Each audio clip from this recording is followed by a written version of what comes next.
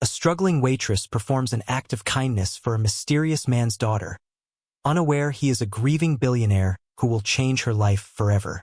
"You are worthless. Get out of my sight."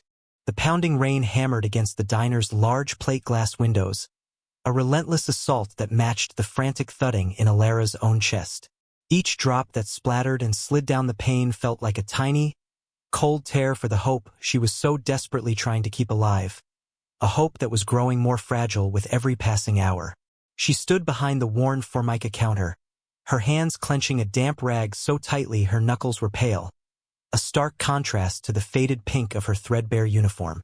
The air was thick with the smell of stale coffee and grease, an aroma that clung to her clothes and hair long after her shift ended, a constant, unwelcome reminder of her place in the world. She was so very tired.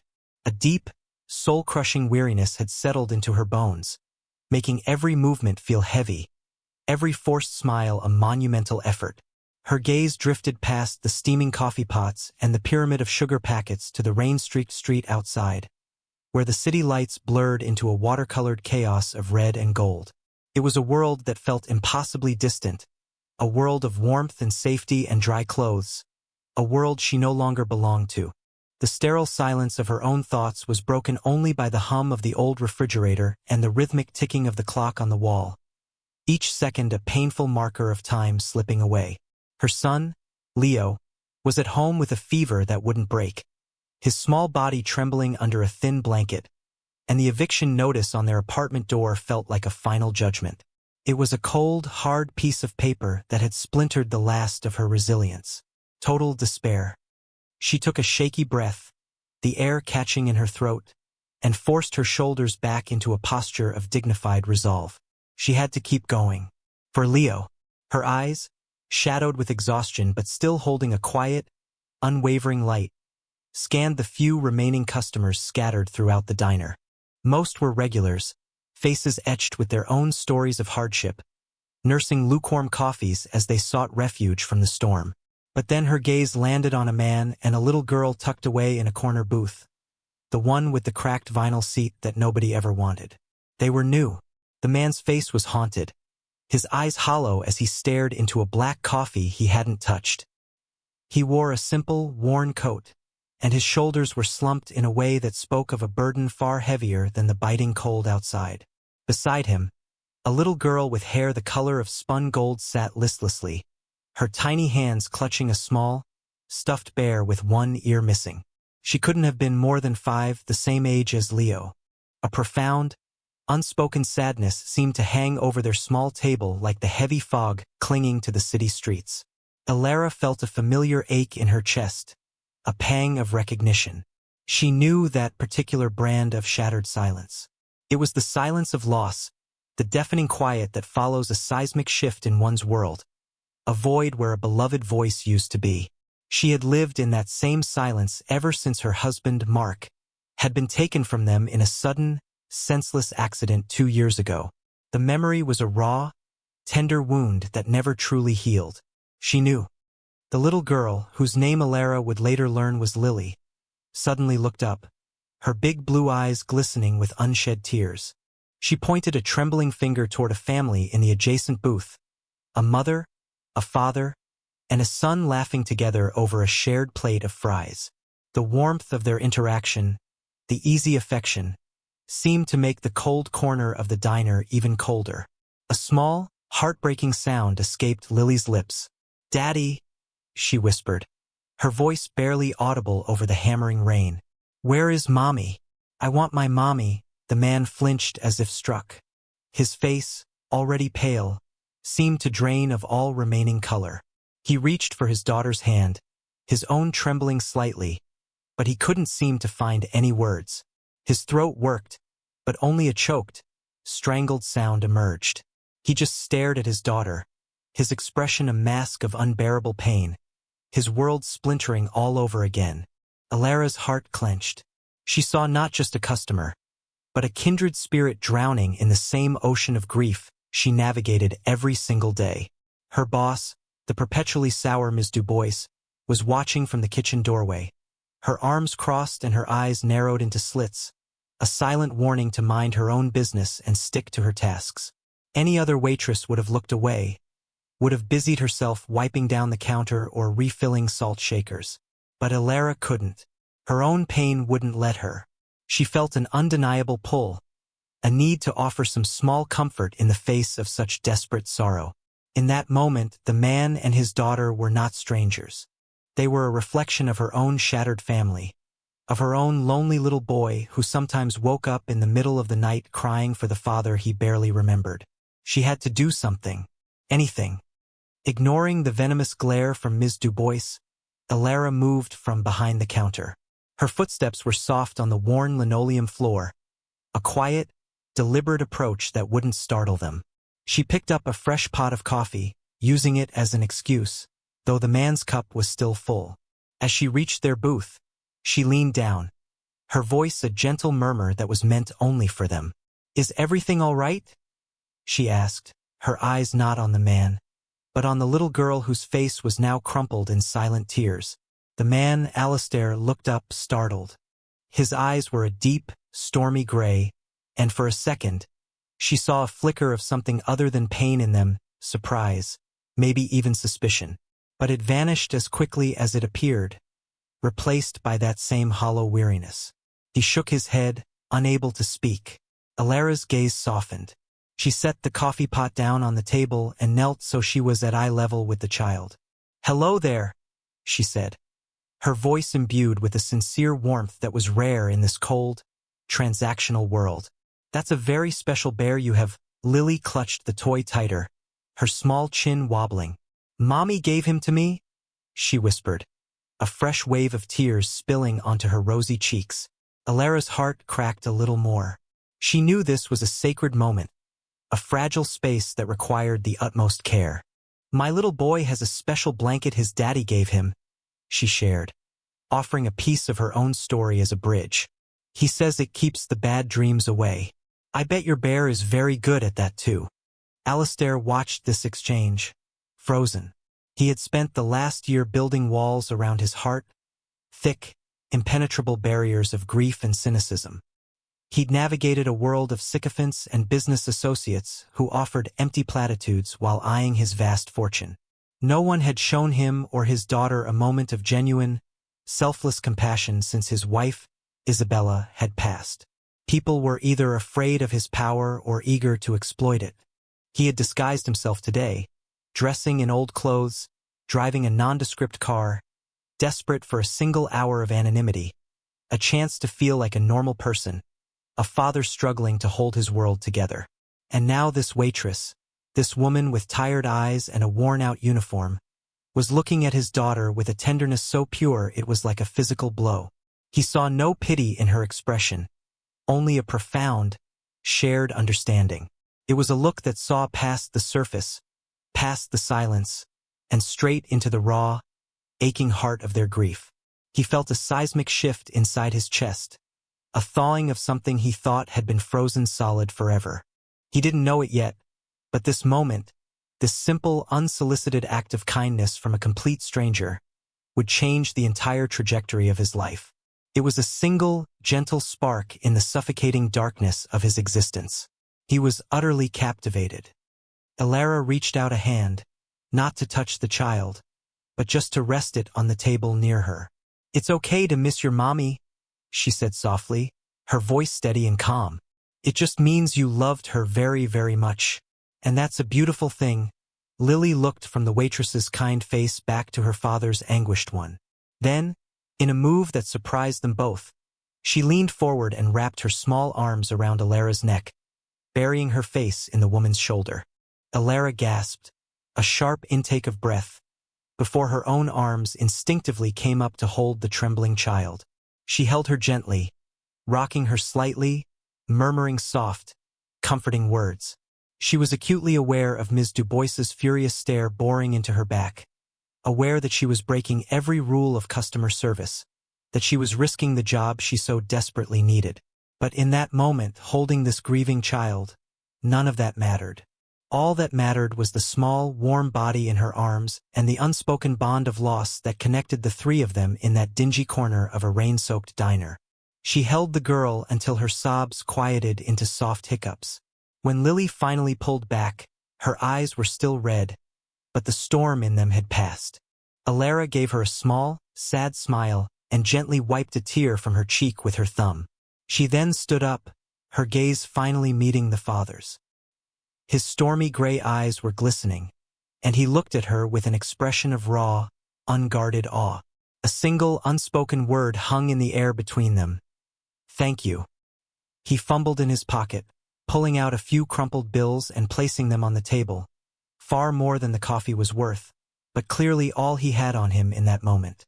"Thank you," he finally managed to say, his voice thick with emotion.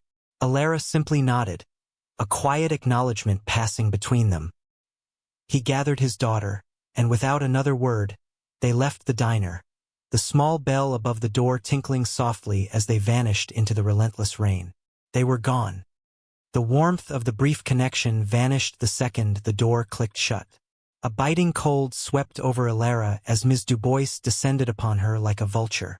"What do you think you're doing, Alara?"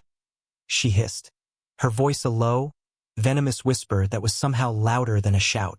"This is a place of business, not a therapy clinic.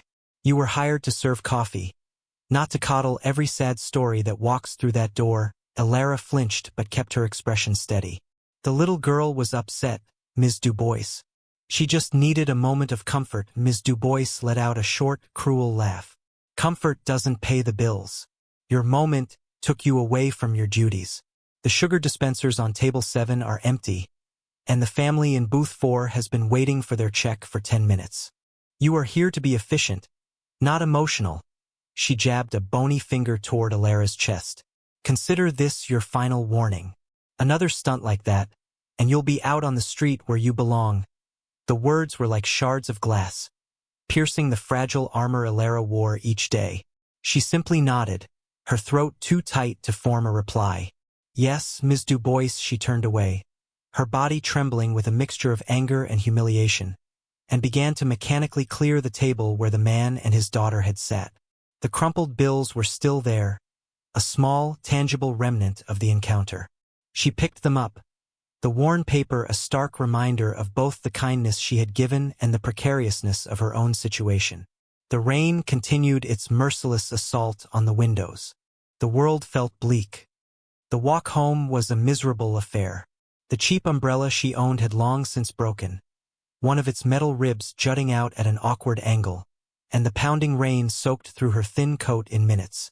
The biting cold seeped into her bones, a familiar and unwelcome companion. Every step was heavy, her worn shoes squelching in the puddles that had formed on the cracked pavement. By the time she reached her apartment building, a rundown brick structure with peeling paint and a perpetually broken front door, she was shivering uncontrollably. The dreaded eviction notice was still taped to her door, the ink bleeding slightly from the dampness, its red letters screaming her failure. Her heart thudded painfully in her chest as she unlocked the door and stepped inside. The small apartment was dark and quiet, save for the sound of Leo's shallow, ragged breathing from the bedroom. She tiptoed in to check on him. He was asleep, his small face pale in the flickering glow of the street lamp outside his window. His forehead was hot to the touch, and a soft rattling sound came from his chest with every breath. The doctor had said it was just a bad chest cold, but they needed medicine she couldn't afford and rest she couldn't give him. Fear, cold and sharp, clenched around her heart. She felt so utterly alone, adrift in a sea of debt and despair. She sank onto the edge of his bed, her soaked coat dripping onto the threadbare carpet, and gently brushed a damp curl from his forehead.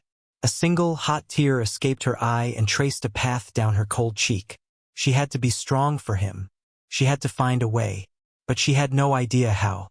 Meanwhile, across the city, Alistair Vance sat in the back of a gleaming, sleek black car that cut silently through the rain-slicked streets.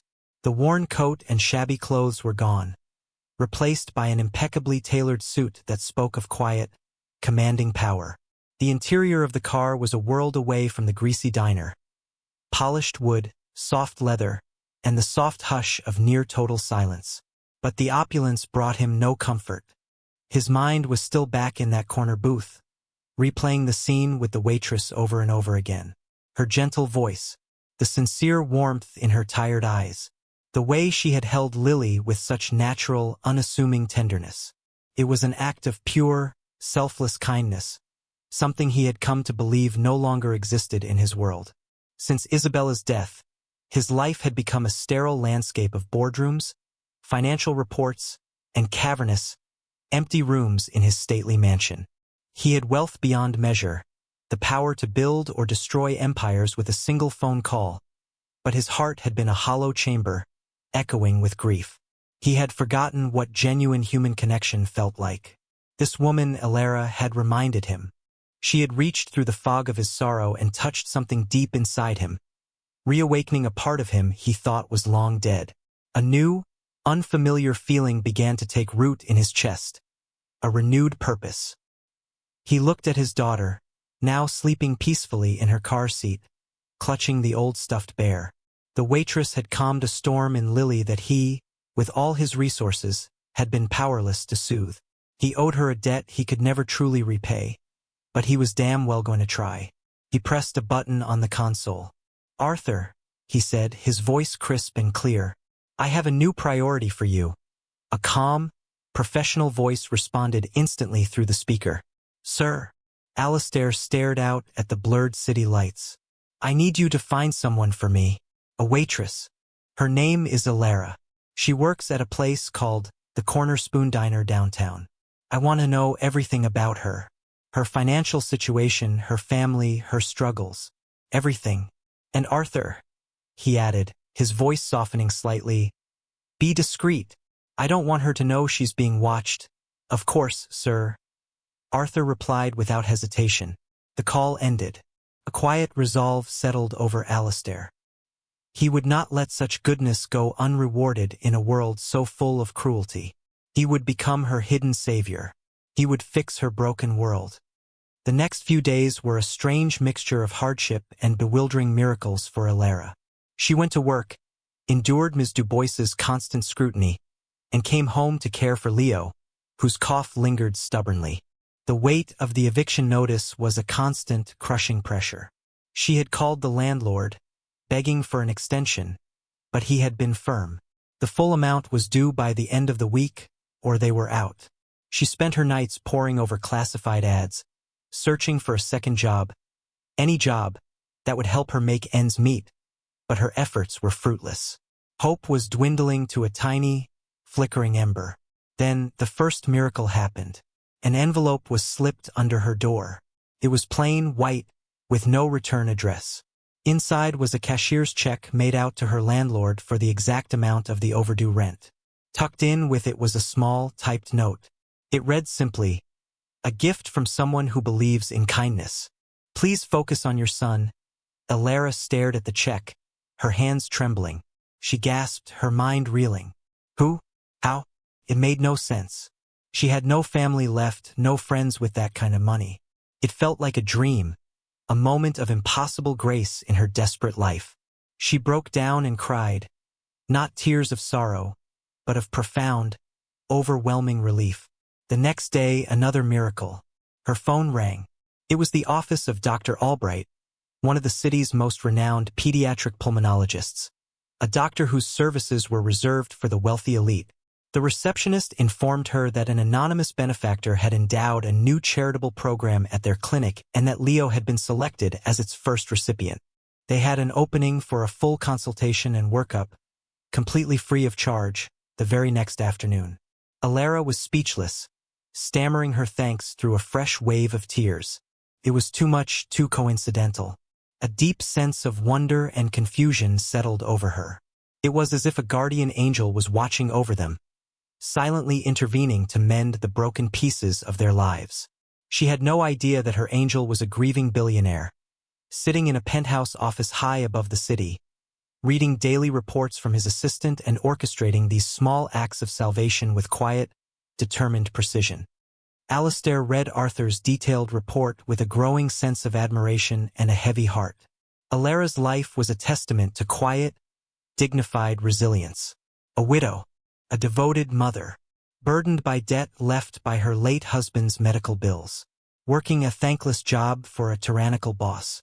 Yet, through it all, she had found it in her heart to show compassion to a stranger. Every detail of her struggle solidified his resolve. Paying her rent, arranging for Leo's medical care, these were simple, easy things for him. He could solve her material problems with a flick of his wrist. But he found himself wanting more. He wanted to see her again, to talk to her, to understand the source of her unwavering strength. The memory of her gentle smile was a constant presence in his mind. He felt a pull toward her that was more than just gratitude. It was a deep, resonant intrigue, a feeling he hadn't experienced in years. He wanted to know the woman who had inadvertently started to heal his shattered heart. So he decided to return to the diner. Not as Alistair Vance, the powerful CEO, but as Alex, the struggling widower she had met before. He needed to connect with her on a human level, without the intimidating barrier of his wealth. He needed to know if the connection he felt was real. He waited until the end of her shift a few days later, parking his modest, rented car down the street. The storm from their first meeting had passed, but the evening air was still laced with a biting cold. He watched as she emerged from the diner, pulling her thin coat tighter around her small frame, her shoulders slumped with the familiar exhaustion of a long day.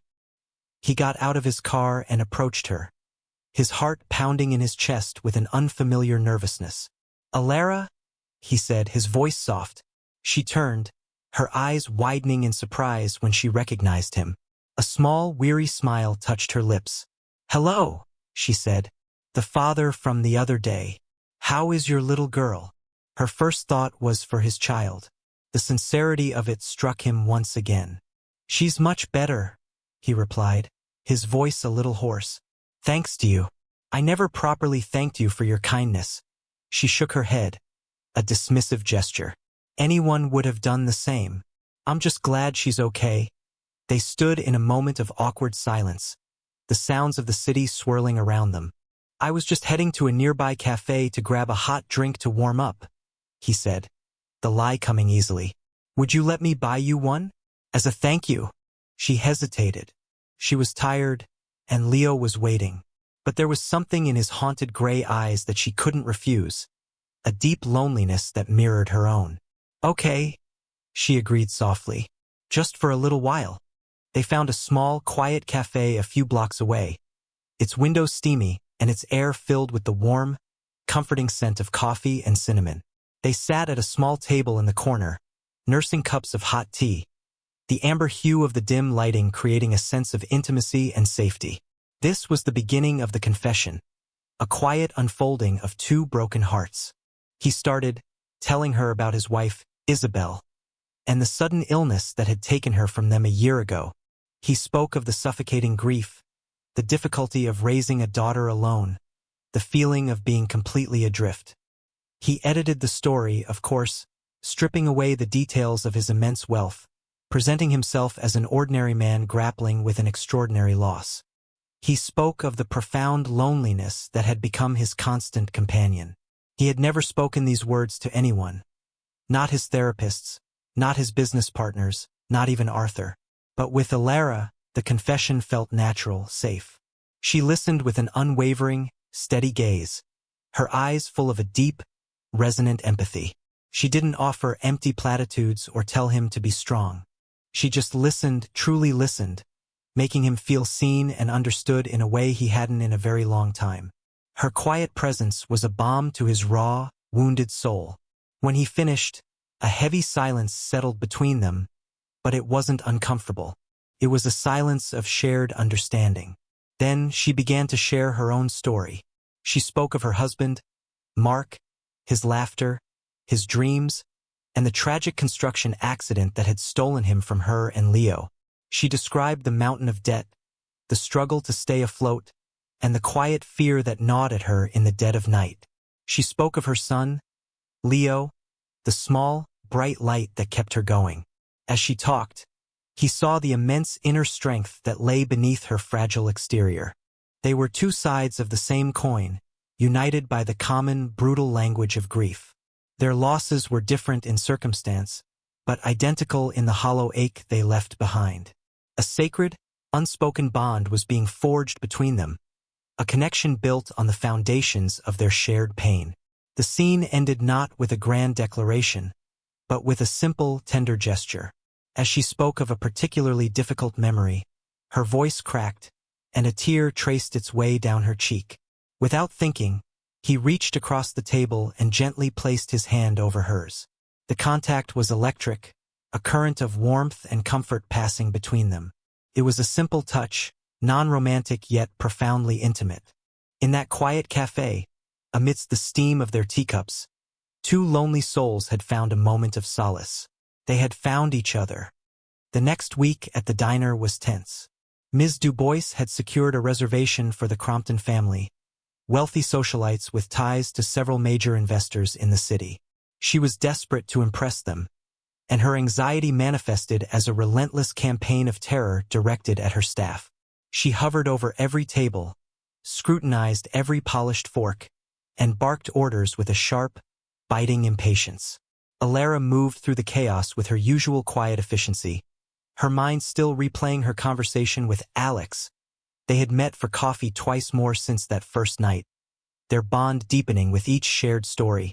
The anonymous gifts had stopped, but the memory of them, coupled with her burgeoning connection to Alex, had given her a renewed sense of hope. She felt stronger, less alone. That evening, the Cromptons arrived, sweeping into the diner with an air of entitled importance. Ms. Du Bois fawned over them, personally seating them at the best table. The task of serving them fell to Alara. She approached the table with a steady hand and a polite smile, taking their complicated orders with practiced ease. But as she was pouring water for Mrs. Crompton, a busboy rushing past jostled her arm. The pitcher tilted, and a stream of ice-cold water splashed directly onto the lap of Mrs. Crompton's expensive silk dress. A collective gasp echoed through the suddenly silent diner. Mrs. Crompton shrieked, jumping to her feet and staring down at the dark, spreading stain with horror. "You clumsy fool!" she screeched, her voice shrill and piercing. "Look what you've done. This dress is ruined. It's couture."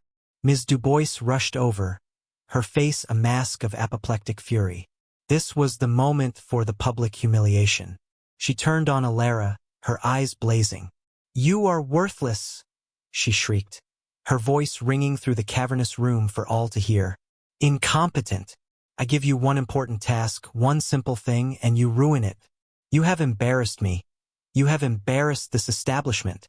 Alara stood frozen, her face pale, the empty water pitcher still clutched in her trembling hand. She tried to apologize, to explain, but Ms. Du Bois cut her off. "I don't want to hear your pathetic excuses. You are fired. Get out. And you will be paying for the cleaning of this dress out of your final paycheck. What little there is of it." The humiliation was unbearable. Every eye in the diner was on her, a mixture of pity and morbid curiosity. She felt her dignity being stripped away, layer by layer, under the harsh glare of the overhead lights. She remained still, her chin held high, but her eyes glistened with unshed tears. She was shattered, but she would not let them see her break. Just as the silence stretched to an agonizing breaking point, a calm, commanding voice cut through the tension. "That will be quite enough, Madeline." The voice came from a corner table that had gone unnoticed. A man stood up, unfolding himself to his full, impressive height. He was dressed in a crisp, impeccably tailored dark suit that seemed to absorb the light in the room. His face was the same one Alara knew as Alex, but the haunted, weary look was gone. It had been replaced by an aura of absolute power and unshakable confidence. His stormy gray eyes were fixed on Ms. Du Bois, and they held a glint of cold, hard steel. It was Alistair Vance, and he had made his dramatic entrance. The room fell into an even deeper hush. Ms. Du Bois stared at him, her mouth agape. Mr. Vance?" she stammered, her face draining of color. She recognized him now not as a customer, but as the legendary, reclusive CEO of Vance Holdings, one of the most powerful men in the country. The Cromptons also stared, their expressions a mixture of shock and awe. Alistair took a slow, deliberate step forward, his polished shoes making no sound on the floor. His presence seemed to fill the entire room. "I believe you were just publicly firing one of your employees," he said, his voice dangerously quiet. He turned his gaze to Alara, and for a fleeting moment, the cold steel in his eyes softened with a look of profound gentleness and regret. Then he turned back to Ms. Dubois. This was his monologue. "For the last few weeks," he began, his voice resonating with authority, "I have been coming to this diner. I have seen this woman, Alara, work tirelessly under your less than inspiring management. I have seen her treat every single person who walks through that door, regardless of their station, with a level of dignity and respect that you, Madeline, clearly know nothing about." He paused, letting the words hang in the air. "Several weeks ago, I came in here with my daughter. We were not dressed as we are now. We looked, for all intents and purposes, like we had nothing. My daughter was grieving, crying for her mother, and this woman," he gestured toward Alara, "at great personal risk to her own employment, as you so clearly demonstrated just now, stopped what she was doing and showed my child a moment of pure, selfless compassion. She offered comfort when she had nothing else to give. She showed more character in that single, 5-minute interaction than you have shown in your entire life." He took another step closer, his eyes locking on to Ms. Dubois's. "You see, the Cromptons are not just potential investors you were trying to impress. They are my guests, and I am not just a customer. I am the owner of this building. In fact, Vance Holdings owns this entire city block." A collective gasp went through the room. Ms. Dubois looked as if she might faint. Alistair's voice dropped even lower, each word a carefully placed dagger. "You have just humiliated a woman of impeccable character in front of my guests and me. You have created a hostile and toxic environment. And you have made the single biggest mistake of your professional career." He had completely reversed the power dynamic. He then turned his full attention to Alara, his expression softening completely. "Alara," he said, his voice now filled with warmth, "I am so deeply sorry you had to endure that. Please, allow me to handle this." He turned back to a speechless Ms. Dubois. "Your lease is terminated, effective immediately. Have your belongings out by morning. Arthur will be here to oversee the transition."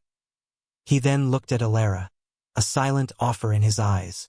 He was offering her protection, a new life, a complete and total salvation from the world that had been crushing her. The entire diner was frozen, watching the unbelievable scene unfold. Ms. Dubois was left utterly speechless. The aftermath was a blur for Alara. Alistair calmly paid the Cromptons' bill, apologized for the unpleasant dinner theater, and then gently guided a still shocked Alara out of the diner and into the cold night air. A gleaming black car, the same one from his other life, was waiting at the curb. A chauffeur in a crisp uniform held the door open. The transition from the greasy diner to the opulent leather interior of the car was dizzying. As they drove through the city, the silence was thick with unspoken questions. Alistair, now looking every bit the powerful billionaire, finally turned to her. He explained everything. He told her his real name, told her about the grief that had driven him to disguise himself, to seek a moment of normalcy. He confessed to being her anonymous benefactor, the one who had paid her rent and arranged for Leo's doctor's appointment. He told her that her simple act of kindness toward Lily had been the first ray of light in his dark world, that it had given him a reason to feel again. Alara listened, her mind struggling to process the sheer scale of the revelation. The kind, struggling widower she had been connecting with was actually one of the wealthiest men in the world. Disbelief warred with a profound sense of gratitude. "Why?" she finally whispered, her voice trembling. "Why would you do all of that for me?" Alistair reached out and took her hand, his touch just as warm and steady as it had been in the cafe. "Because you deserved it," he said, his voice thick with sincerity. "You showed me that goodness still exists. You started to heal me, Alara, without even knowing it. You and Leo. You showed me what I've been missing. A family." They arrived at her apartment building, and Alistair insisted on walking her to the door. Leo, woken by their arrival, came running out, his health much improved. He looked up at the tall, imposing man with wide, curious eyes. Alistair knelt down, a gentle smile on his face, and introduced himself. In that moment, standing in the shabby hallway of her rundown apartment building, Alara saw not a billionaire, but a man, a father, a fellow traveler on the long, hard road of grief. That night, Alistair made his romantic declaration. He told her that his feelings for her went far beyond gratitude. He told her he was falling in love with her spirit, her strength, her compassionate heart. He offered her not just financial security, not just a way out of her desperate circumstances, but a partnership, a future, love. Tears streamed down Alara's face as she listened, but for the first time in years, they were tears of pure, unadulterated hope. She said yes. 1 year later, the golden glow of the late afternoon sun streamed through the large bay windows of a stately, beautiful home. The house was large but not cavernous, filled not with the sterile silence of wealth but with the warm, joyful sounds of a family. In the lush green backyard, a 6-year-old Leo and a 6-year-old Lily were laughing, chasing bubbles that shimmered in the sunlight. Their squeals of delight were a constant, happy melody. On the porch, sitting in a comfortable swing, Alara and Alistair watched them, their hands intertwined. The transformation in both of them was remarkable. The threadbare, weary look was gone from Alara. She was radiant, her eyes clear and full of a deep, settled peace. She had started a charitable foundation, funded by Alistair, dedicated to helping single parents in crisis, using her own experiences to bring comfort and aid to others. The haunted, hollow expression had vanished from Alistair's face. The grief for Isabella was still a part of him, a quiet, tender memory, but it no longer defined him. His eyes, once stormy and distant, were now filled with a steady, unwavering love as he looked at Alara, and then at the two children who had become siblings in every way that mattered. They had found in each other a second chance at happiness, a love born from shared sorrow and nurtured by selfless kindness. They had pieced together their two broken families to create something new, something whole and beautiful. They were a testament to the idea that even in the darkest of times, a single act of compassion can change everything. Their life was idyllic, a perfect picture of security and love. This story is a powerful reminder that the simplest act of kindness can create ripples that transform lives in the most unexpected ways. It shows us that true wealth is not measured in dollars, but in the compassion we show to one another, especially to those who are suffering in silence. Alara's selfless gesture, offered without any expectation of reward, was a light in the darkness for Alistair, reawakening his heart and giving him a new purpose. In return, he was able to provide her with the safety and security she so desperately needed, proving that when we give from the heart, the universe often finds a way to give back to us 100-fold. It is a fable of hope, a testament to the redemptive power of love and the profound truth that we are all connected in our shared human experience of sorrow and joy. If this story touched your heart and reaffirmed your faith in the goodness of people, we hope you'll continue this journey with us. These narratives are more than just stories. They are explorations of the human spirit, designed to inspire hope, encourage empathy, and remind us of the light that can be found even in the most challenging of circumstances. Your engagement helps us to continue creating content that warms the soul and celebrates the very best of our shared humanity. We invite you to become a part of our community by taking a moment to like this video, share it with someone who might need a little inspiration today, and subscribe to Soulful Love Tales. By doing so, you ensure that you won't miss any of our future soul-stirring and heartwarming stories. Your support allows us to keep telling tales that matter, tales of love, redemption, and the incredible power of a single, kind heart. We'll see you in the next one.